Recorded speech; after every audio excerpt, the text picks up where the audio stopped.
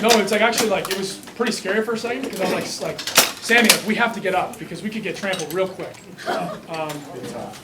And you know she was not exactly understanding everything that was. Yeah. But we got out and Jack Plum led the way. Monty Pottenbaum, I followed behind them, but. So it's just like real life.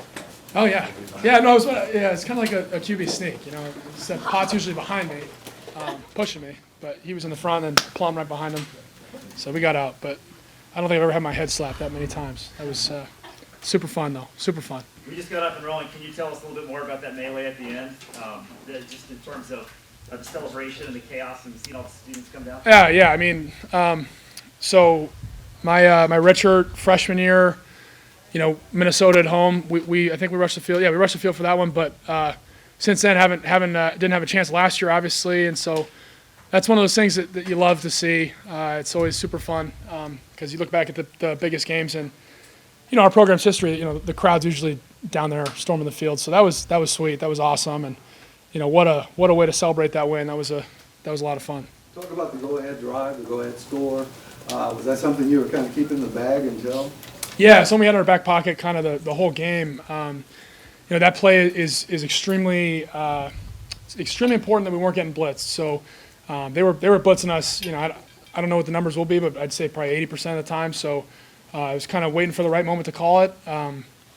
Yeah, you know, we knew we weren't getting blitzed, so you know went forward to run the play, and then I mean Nico ran you guys will see that on film. That was a crazy good route, really awesome. So just a great call, great play design, came at the right moment. You know, not a moment too soon. What did you see that you knew they weren't blitzing? That's just pre-snap looks, and those guys did a great job all day of really disguising because you know there's. For the most part, you can get a good beat on you know, at least a decent beat on what's going to happen post snap, and a lot of times, you know, especially in the pass game, you can just react to it. You know, but in the run game, it's different because you know if you're running the ball into a blitz, it's pretty much dead. And you know, I'm sure we ran far too many plays into a blitz today, which is my fault. But just they were doing a good job of disguising it. Really good game plan. But you know, we just kept fighting. Is that when you get a guy wide? You barely had a guy wide open all day. When you got to make that throw, it seemed like you delivered in the right spot. Yeah. They were doing a great job. You know, all day of playing great defense, and you know we got them there. You know, they got us on a couple early, and we got them there. But what about you as a quarterback in the pocket there? You see that developing opening. You know the game's on the line, but you know you got to make that throw. Can't overthink it. You know, that's that.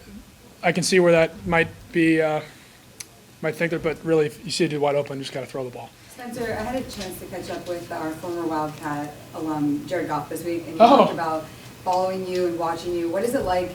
You know, he said that you guys speak quite a bit, and he gave you advice when you chose what college to go to. What is it like to have somebody like that, you know, a fellow Wildcat alum that you went to high school with, played at your high school and keep checking on you? It's awesome, you know, especially, you know, a guy like Jared who I'm sure has a million things to do. You know, he's texted me after any big win, you know, and just to see the success he's had, and it's just really cool, and it makes me feel, you know, it makes me feel great just because, you know, we are part of that Marin Catholic family, and it's really awesome. He's a really nice guy. Spencer, we talked all week about how this is the biggest game since a long time ago. Obviously, it's the biggest win of your career as the Hawkeye starter. When was the moment that you realized that you guys had this win, and what was it like when that feeling sunk in for you? I'll be honest, it was not until that final knee, as the clock, was I think it was at 2 seconds. Just because we knew it was going to be a 60-minute ball game. Nothing about it was easy.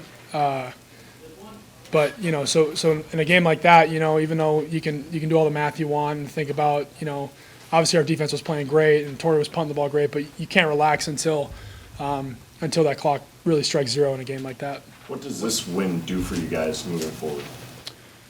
I mean, it's big. We obviously played a great opponent today, and to come out on top is huge. But really, it's going to be back to the drawing board on Monday. We're going to enjoy the hell out of this, I'm sure, and our 24-hour rule, and just enjoy the win. It was a big win, but we have one more game until our bye week, so I think our focus becomes beating Purdue and then after that, we can really take time to kind of reflect and rest and that kind of stuff. But it's just a one-game season at this point. What's it like watching your punt coverage unit punt team? I'm sorry, can you say it again? What's it like watching your punt unit coverage team and your punter perform with it? It's great. I mean, obviously you don't want to punt, but it's obviously going to happen. And just have all the faith in the world that Torrey's going to put those guys, pin them back when he has the opportunity. And I think it was Ivory on that one where he really slapped it back. I mean, those are incredible plays, super high effort plays, and huge plays in the ball game. And pinning them back deep, and the crowd just being the loudest I've heard it at Kinnick, and making it hard for their offense. So it's a huge part of the game, and they had special teams altogether today had a great game. Spencer, in the second quarter, you guys were down like 2 touchdowns, 7-3, and you put together a 75-yard drive. At that point in time, it'd been kind of frustrating, I think, probably as an offense before you were able to put that together. What was able to take place and to enable you guys to get yourself in a position where you could get back into the ball? The biggest thing in when we're not moving the ball how we'd like is just to keep it one play at a time. Because like that interception I threw to Nico, like that was forced. That's something where like we're not moving the ball and I want to make it happen too much, and you force it, right? You can't force anything, whether it's in the run game or the pass game. You have to let it develop and let it happen. I think the biggest thing there is patience, keeping a cool head.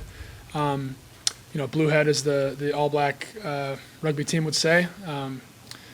But just kind of just one play at a time. Like, let's get back on track, and eventually the results show. These are the moments you came here for, to be a part of it. What's it like right now? It's pretty incredible. That was it was awesome. Like, it was like I said, the loudest I've ever heard that stadium.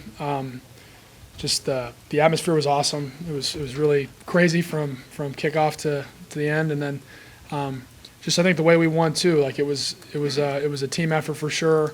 When we weren't moving the ball well, our defense had our back, our special teams had our back, and then we were able to put it, score that touchdown late. To put us ahead, that's awesome. So I'm just a great day, and super proud to be a part of this team. Just one more question. You talk about being patient like it's easy to do. I mean, Yeah.